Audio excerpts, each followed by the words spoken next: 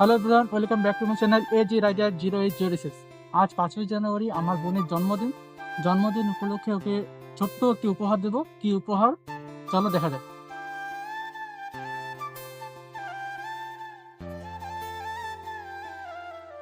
ধুপগুড়িতে এসে অনেক খোঁজাখুঁজি পর এতক্ষণ পর বাস স্ট্যান্ডে এসে একটা দোকান খুঁজে পেলাম। তো গাইস, এখান থেকে আর কি প্রায় আরো আধা ঘন্টার মধ্যে দেরি হবে।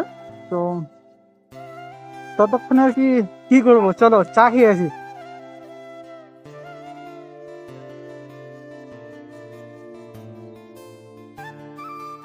শোনো,